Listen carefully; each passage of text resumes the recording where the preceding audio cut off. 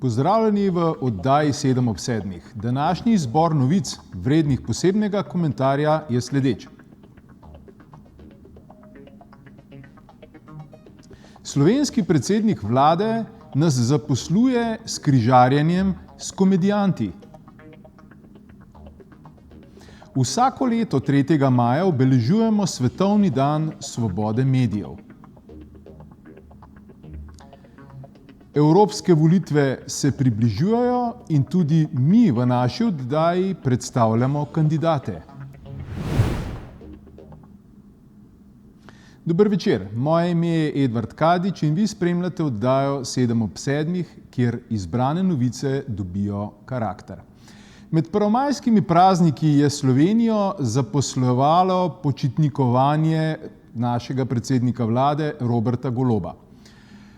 Udeležil se je križarjenja z barko, kjer so nastopali komedijanti, katerih očitno sestavni del je bila tudi nekakšna promocija tega delovanja strani spremljevalke Roberta Goloba, Tine Gaber.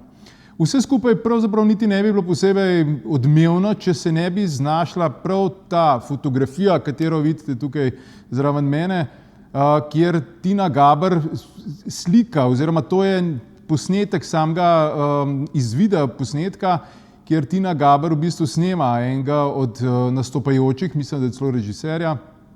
In tukaj vidimo Roberta Goloba, predsednika vlade, ki stoji kot en majčken otroček zraven Tine Gaber, potrpežljivo čaka, nekoliko spominja celo na otročka, ki čaka na svoj čas fotografiranja z dedkom Mrazom.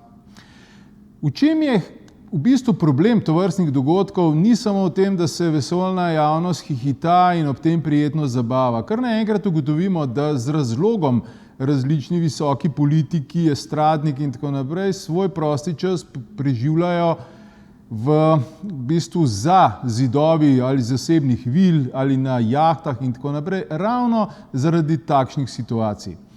In v tem primeru v bistvu se je zgodilo pač točno to, kar smo mnogi že večkrat napovedovali, ne, da se ljudje vedno bolj upravičeno sprašujemo. Zdaj, če se gospodu Golobu da sploh ukvarjati s to našo Slovenijo ali se ne da, ker imamo občutek, če bi se pol toliko ukvarjal z našo Slovenijo, z gospodarstvom, z blaginjo, kot se ukvarja z Tino Gaber in njenim Instagram profilom, potem bi šlo verjetno Sloveniji bistveno bolje. Vsako leto 3. maja obeležujemo tako imenovani Mednarodni dan svobode medijev.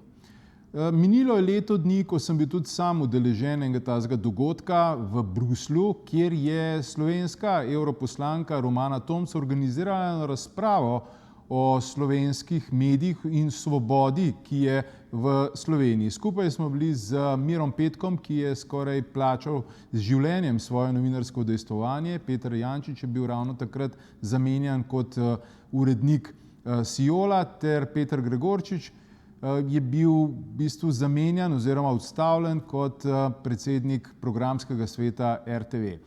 Namreč ljudje so bili takrat v Evropskem parlamentu naravnost zgroženi, ko so poslušali to zgodbo iz Slovenije in o tej specifični svobodi, ki se dogaja. Malo pred tem namreč je Državni zbor sprejel novi zakon o RTV, katerega je Ustavno sodišče dovolilo, kljub temu, da je bil ustavno sporen, ga je dovolilo v izvajanje z argumentom, da ni sposobno odločiti o njegovi ustavnosti ali neustavnosti. Po domače bi se temu reklo, pa to svet ni videl, kaj se je zgodilo. No? Ampak v Sloveniji imamo eno specifično svobodo na področju medijev in sicer, da načeloma sicer lahko govorimo, kar hočemo, samo dolgo v medijih ne moremo zdržati, preprosto zato, ker se financira samo določen del medijev iz državne malhe, iz gospodarstva se pa poziva, da, to se pravi, določeni aktivisti pozivajo, kdo lahko in kdo ne sme v kakšnem mediju oglaševati na eni strani, in na drugi strani je ta specifika medijske svobode v Sloveniji omejena z uredniško politiko v bistvu največjega slovenskega medija, ki ga je prevzela neka združba progresivističnih, jaz temu pravim, levičarjev, in poroča, oziroma bolj pomembno, ne poroča o posameznih dogodkih. Zadnji tak primer, ki gre res v anale pravzaprav pristranosti slovenskega medijskega prostora, je 30.000 ali pa še celo več upokojencev v centru Ljubljane, o katerem nacionalni medij ne poroča. Mesec maj je pred nami, bo v luči evropskih volitev in seveda se bomo tudi mi v naši oddaji precej ukvarjali z samimi evropskimi volitvami.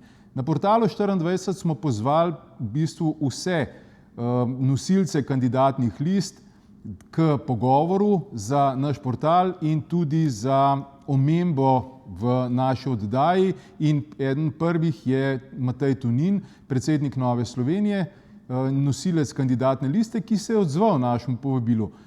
Priznam, da sem bil prijetno presenečen, ko sem opazil njegov delovni kotiček v njegovi pisarni, vidite na fotografiji, kjer so v bistvu na celotni steni risbe njegovih otrok. Zato vas vljudno vabim, da si preberete intervju z njim, kjer boste zvedeli izjemno veliko zanimivih stvari, njegove stališča, pa recimo eno od takih zelo zanimivih stališč, kako bi on uredil udeležbo na volitvah, ali bi to obvezno, neobvezno, kako bi on to uredil. Toliko za danes v današnji oddaji 7:07. Spremljajte nas seveda tudi jutri ob istem času, na istem kraju.